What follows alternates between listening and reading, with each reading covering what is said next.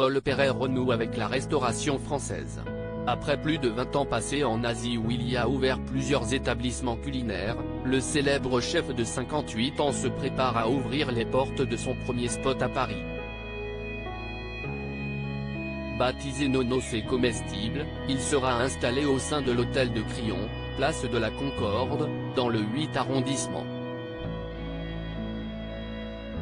Les clients y seront accueillis à compter du 25 janvier 2023. Paul Perret leur proposera le grill à la française grâce à une cuisine intemporelle et que tout le monde aime.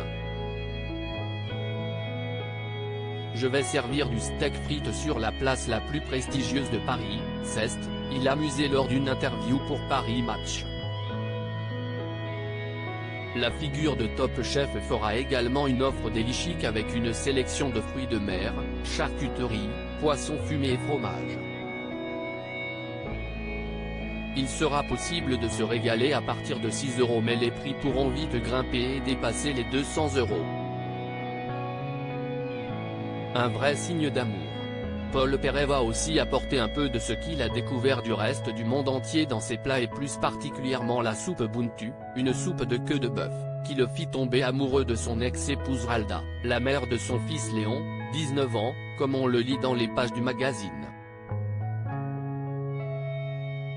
À l'époque, je travaillais à Jakarta et j'avais souvent goûté à ce pot-au-feu indonésien parfumé de muscade, d'ail, de poivre et de coriandre.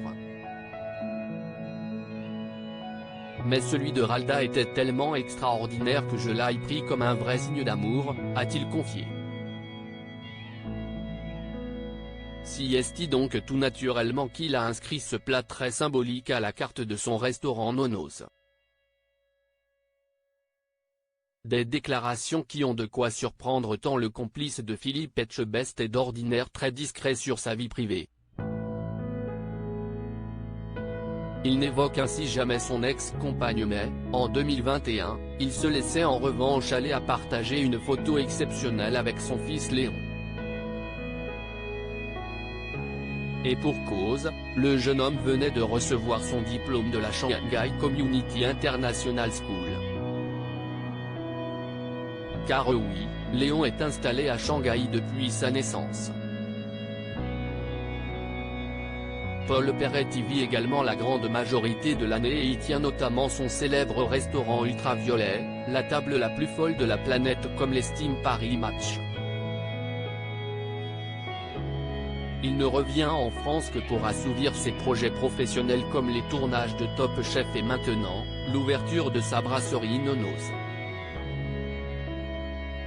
Une vie partagée aux extrémités du monde qui n'est pas toujours évidente comme il l'a déjà avoué en 2021. Cela a été compliqué car j'ai fait plusieurs demandes de visa qui ont été refusées, mais normalement je repars bientôt.